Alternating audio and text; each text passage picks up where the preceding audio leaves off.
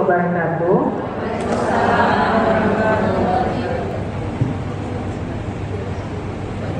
Karena ini waktu cuman tersisa 30 menit lagi menjelang asar ya. Bu, slide kedua aja langsung. Jadi kita berbicara sedikit tentang ginjal. Sebagai perkenalan, nama saya Dr. Cudmela Yunitasari. Saya bertugas di Rumah Sakit Zainal Abidin sebagai dokter penyakit dalam, konsultan ginjal dan hipertensi. Jadi yang berhubungan dengan cuci darah, transplantasi ginjal, bocor ginjal dan segala kaitannya juga dengan hipertensi. Jadi selain di Zainal Abidin, saya juga ada bertugas di Rumah Sakit Harapan Bunda, dan untuk praktek saya di rumah di Lambu. Boleh main-main ke rumah kalau ada saudara yang sakit atau keluarga, boleh menghubungi saya. Kita masuk aja ke materi ya Bu ya. Ya. Jadi apa dan bagaimana ginjal kita? Ibu tahu ginjal ada berapa? Ya. Ginjal kalau secara normal itu kita punya 2 atau sepasang. Posisinya dia di belakang tulang rusuk paling bawah, kiri dan kanan. Jadi ginjal itu berbentuk seperti kacang merah, ukurannya kira-kira sekepalan tangan kita masing-masing. Sebesar ini lah ginjal ya, kiri dan kanan. Kemudian terletak di belakang otot punggung di area perut bagian atas di belakang sini ya. Jadi kalau dibilang sakit pinggang, yang kira-kira ginjal itu di sini, dia tapi ada nyeri menjalar. Nyeri menjalar itu bisa sampai ke selangkangan. Kemudian sisinya dia posisinya saling berhadapan ya. Cuma posisi yang di kanan itu dia lebih rendah karena di atas ginjal kanan itu ada struktur organ hati.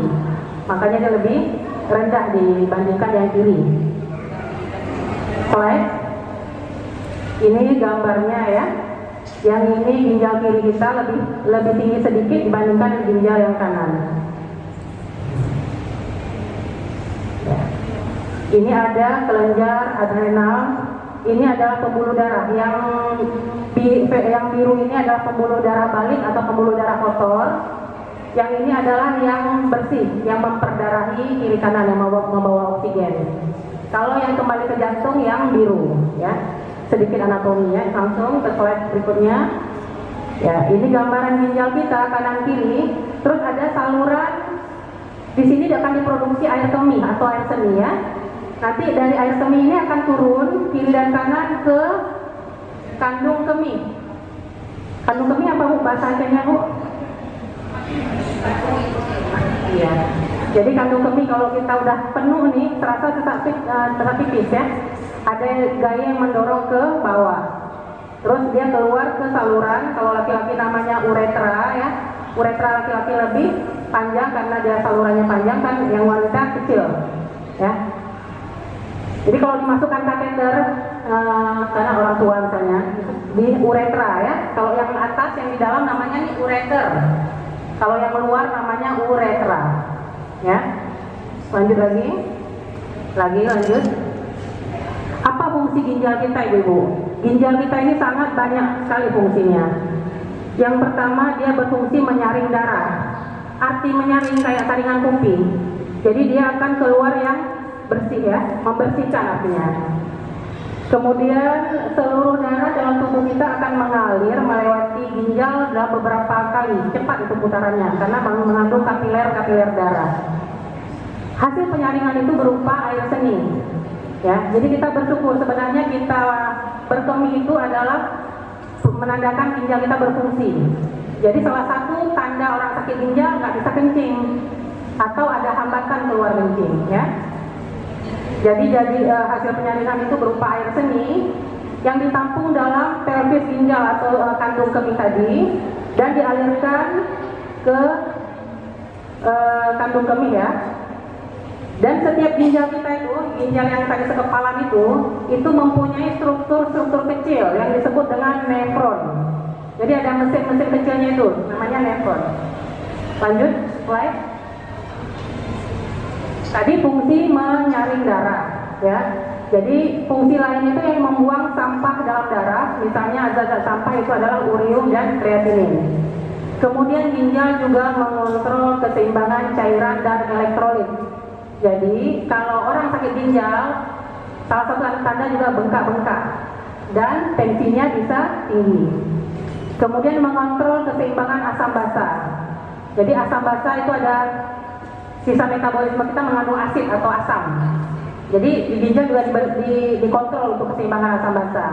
Jadi tanda orang sakit ginjal bisa sesak napas dan asam darahnya. Kemudian dia juga mengontrol tekanan darah ya. Mengontrol tekanan darah. Kemudian ginjal juga menghasilkan hormon yang namanya hormon eritropoietin. Itu dihasilkan di bagian tepi dari ginjal. Jadi tanda orang sakit ginjal selain yang saya sebutkan tadi adalah anemia, pucat. Jadi selain bengkak, nggak bisa kencing, pucat. Ya, karena apa? Karena ginjal yang memproduksi hormon eritropoietin tadi. Hormon eritropoietin ini berfungsi merangsang pembentukan sumsum Hb atau hemoglobin di sumsum tulang. Ya, jadi kalau orang sakit ginjal kita kasih juga tablet besi banyak-banyak, nggak ada pengaruhnya. Karena apa? Hormonnya yang kurang. Nah, jadi anemia ini bisa disebabkan karena hormon yang kurang, bisa karena besinya yang kurang, atau ada faktor-faktor zat mineral yang kurang. Jadi perlu digali karena anemia itu anemia ini merupakan suatu diagnosa yang besar atau umum. Jadi harus dirinci lagi penyebabnya apa. Kemudian juga memelihara pertumbuhan normal dengan adanya hormon-hormon yang lain. Kemudian ginjal juga memelihara kesehatan tulang, yaitu membentuk vitamin D.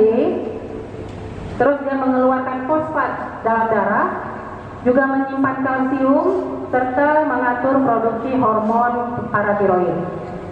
Lanjut. Sekarang kita mau bicara tentang penyakit ginjal. Kira-kira penyebabnya atau secara definisi apa aja yang disebut dengan penyakit ginjal. Kita bagi dua dulu, Bu. Ada yang namanya penyakit ginjal akut. Ya, pernah dengar kan akut? Ya, lawannya itu adalah kronik. Ya. Penyakit ginjal akut itu terjadi kurang dari 3 bulan secara definisi. Sedangkan penyakit ginjal kronik itu biasa di atas 3 bulan. Kalau akut, di struktur ginjalnya masih normal, belum ada perubahan anatomi dari ginjal. Kalau penyakit ginjal kronik maka sudah terjadi perubahan anatomi. Ginjalnya bisa mengecil atau diganti jaringan parut. Kira-kira penyebab dari gangguan yang akut tadi yang kurang dari 3 bulan itu apa-apa aja?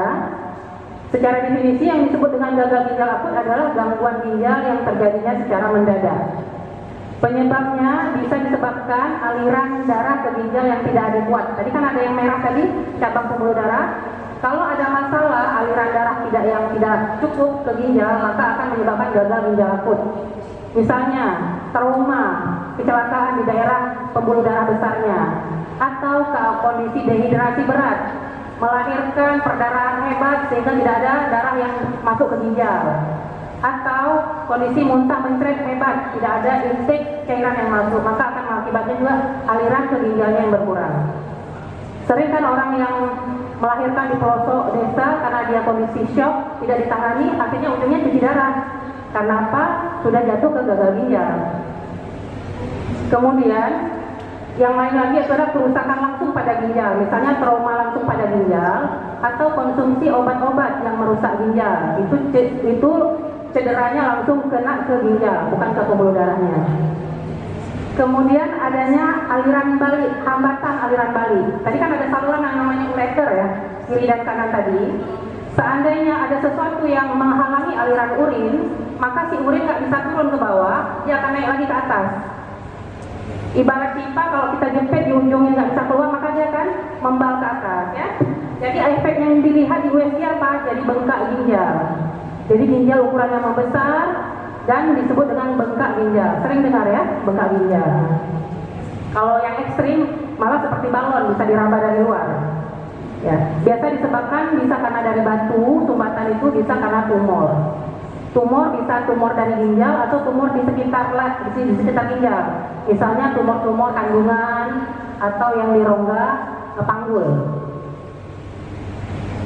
Ini slide yang sebelumnya. Ya, betul next. Jadi kondisi-kondisi contoh-contoh kondisi yang mengakibatkan gagal ginjal akut itu bisa karena perdarahan yang banyak, yang berlebihan, kemudian kondisi dehidrasi, trauma langsung ke ginjal, shock karena infeksi berat seperti shock sepsis sehingga tensi sangat drop ini pada saat ini sehingga aliran ke ginjal pun berkurang. Kemudian adanya pembesaran prostat, batu yang menghambat aliran urin, kemudian adanya obat-obat tertentu ya seperti antibiotik atau penghilang nyeri. Kemudian ada kondisi yang disebut keracunan kehamilan atau preeklamsi. Ya, itu juga bisa mengakibatkan gagal ginjal akut. Dan penyakit-penyakit autoimun atau yang dikenal dengan penyakit lupus atau yang jenis yang lain, itu tandanya adalah bocor ginjal atau ditemukan protein di dalam urin. Nah, itu disebabkan oleh penyakit autoimun. Pada tahap awal dia sebelum 3 bulan disebut akut, tapi kalau kita biarkan akan jatuh ke dalam kronis. Sekarang kita bicara yang kedua ya, yang kronis. Itu apabila kelainannya sudah berlangsung lebih dari 3 bulan, maka disebut dengan gagal ginjal kronik. Lanjut. Penyebab kronik ini biasa penyakit yang nggak mungkin sembuh, maksudnya penyakit yang berlangsung terus. Dan apabila tidak terkontrol, maka akan mengakibatkan kerusakan anatomi dari ginjal. Salah satu beberapa contoh ya, yang pertama diabetes ya. Diabetes yang tidak terkontrol bisa menyebabkan gagal ginjal kronik, kemudian tekanan darah tinggi, penyakit-penyakit imun yang berlangsung terus tanpa diterapi, kemudian infeksi kronik dari hepatitis, kemudian adanya radang pada ginjal yang berulang kali, kemudian adanya hambatan aliran urin karena prostat, batu ataupun tumor, kemudian adanya radang pada saringan ginjal, kemudian ada polikistik atau penyakit yang multiple kista, banyak kista di dalam ginjal, kemudian konsumsi herbal, jamu-jamuan dalam jangka panjang, obat-obat penghilang nyeri atau obat-obat rematik yang dijual bebas, kemudian berbagai zat kimia seperti zat pewarna ataupun logam berat. Ada juga pemutih, Bu. Rajin pakai pemutih yang mengandung logam merkuri, ujungnya cuci darah. Jadi ibu hati-hati kalau memilih pemutih atau itu bensinnya, jangan sampai mengandung logam-logam berat. Ya. Memang efeknya cepat, tapi dia tertimbun di ginjal. Slide lagi.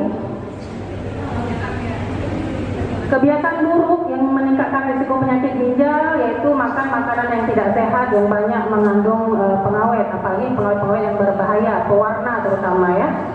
Kemudian merokok dan obesitas. Jadi obesitas ini juga merupakan faktor risiko untuk kerusakan ginjal. Kemudian apalagi yang perlu kita perbaiki? Yang pertama asupan cairan atau hidrasi ya. Jadi kita harus cukup mengkonsumsi cairan. Adapun kebutuhan cairan itu bergantung pada kondisi kesehatan kita, pada aktivitas, misalnya aktivitas berat, maka kebutuhan cairan juga lebih. Kemudian iklim ya, atau cuaca juga mempengaruhi. Di mana kebutuhan untuk laki-laki kurang lebih 3 liter dan wanita adalah 2,2 liter. Jadi kurang lebih 8 liter itu harus kita minum dalam sehari ya. Ibu kira-kira nanti dihitung ya, kira-kira saya cukup nggak nih air? Tanda kita cukup air di mana, Bu? Selain rasa haus. Pipis apa yang dilihat, Bu? Warna ya. Jadi gradasi warna.